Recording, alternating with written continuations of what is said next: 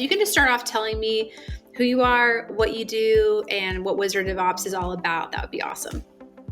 Sure thing. My name is Chris Beer, and I am the founder of Wizard of Ops. What I do is I am a fractional integrator who works with businesses who are running on the entrepreneurial operating system. I help keep the team, I serve as a COO of sorts, keeping the team accountable for the things that they're working on throughout the quarter, removing obstacles that are getting in the way of them reaching those goals, and then also serving as a buffer between the founder, or in EOS terms, what's called the visionary, serving as a buffer between the visionary and the rest of the team. At what point, so you've been a consultant for about 5 years, at what point in your business did you kind of start to realize, hey, creating ongoing content, across social media, my blog, different spaces, this is going to be important. This is going to be important for my business. I see value in this. Kind of when did that happen? And maybe what sparked that for you? I think the realization that it was important came pretty quickly, and whether or not I could afford to hire someone out was a different story. So I knew that once business took off enough to make a hire, that one of the very first things that I was going to do was outsource the content creation. And the reason why I decided to do that instead of doing it myself on the weekends or after a long day of work is because I knew that consistency was key. A lot of us sit down and perhaps we plan out a month's worth of content, or we write a few blog posts and disperse them over the course of a couple of weeks. But what I found is really important, especially with the people who engage with me on Instagram and LinkedIn, they say they hear the steady drumbeat of content that I push out. And that's something that I know that I'm not necessarily, that's not where my passion lies. And so I would not be able to do it consistently without the help of Breezy. So tell me a little bit about, having ongoing content creation and having that as part of your business and part of your marketing model. You mentioned that people have said things to you like, oh, you're really consistent across Instagram and LinkedIn, your content's consistent. I kind of hear that. Tell me a little bit about the kind of interactions you've had, maybe some doors that having content has opened, conversations been able to open, anything like that.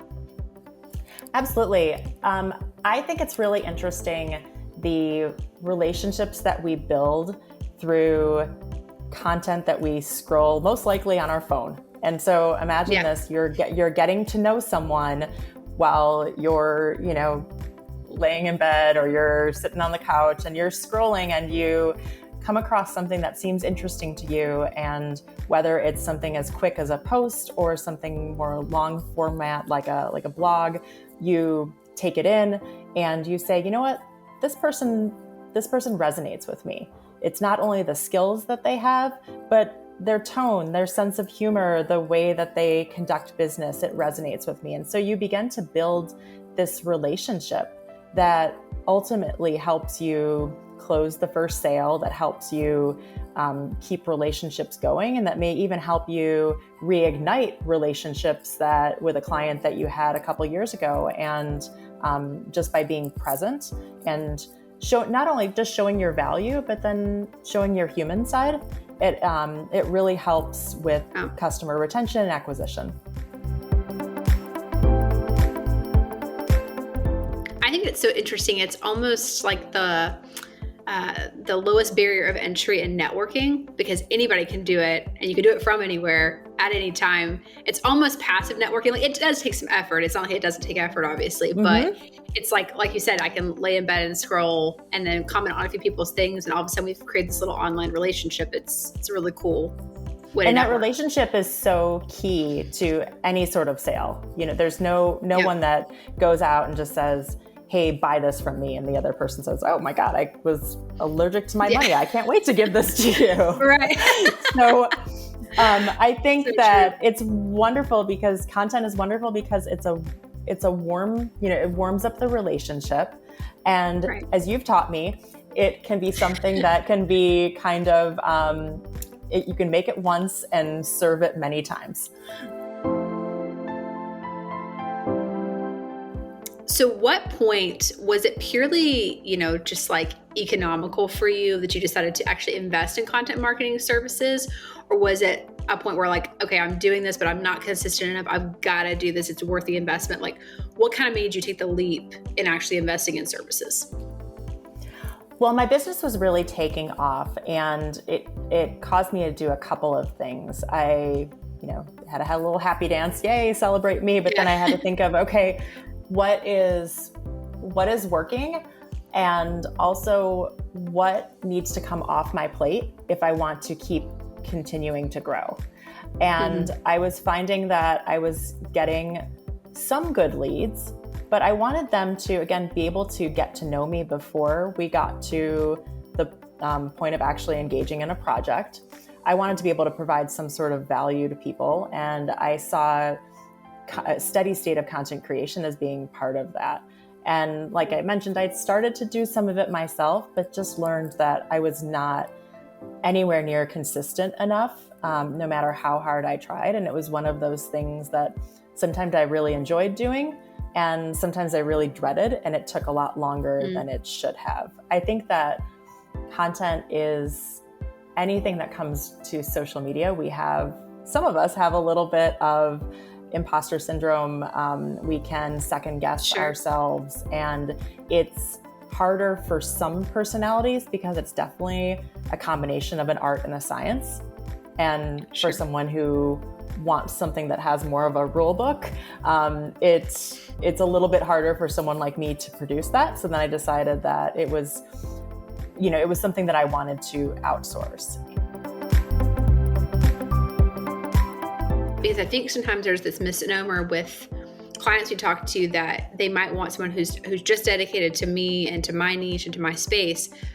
But with that comes the drawback of, do they have graphic design skills, video editing skills? They're a great copywriter, they're a great editor, they're a great strategist.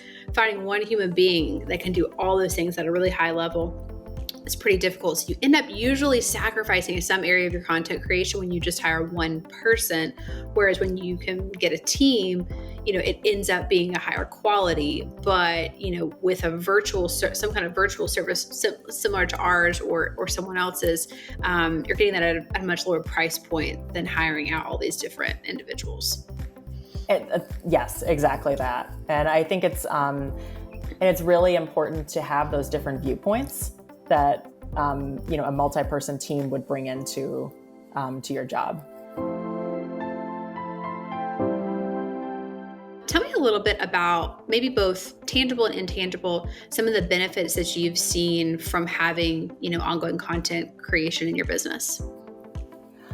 So there's a saying that you should have your business should have a board of directors, no matter if you're, brand spanking new or, no matter where you are along the journey. And I consider my meetings with Breezy to be part of that advisory. I feel that it's a sounding board that helps me collect my ideas.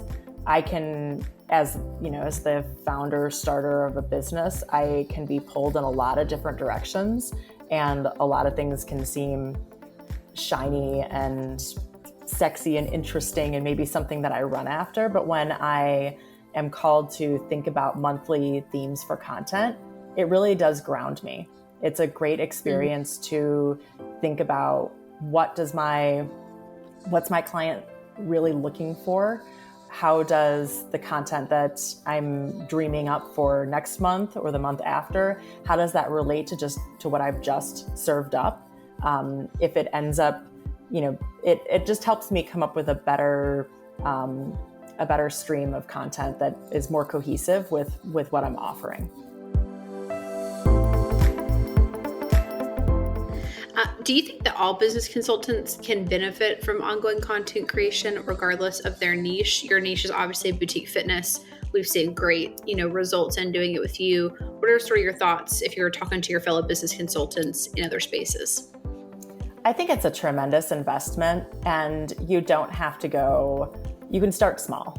I think that starting small is good. I think that, but having, again, if it's having someone who can push you into that cadence of steady content creation is a great thing.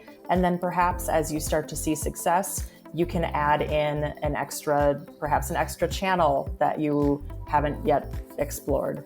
I still haven't got on TikTok with dances that jive with consulting yet, but maybe you'll talk me into that. Or think about other lead acquisition tools like doing an occasional white paper.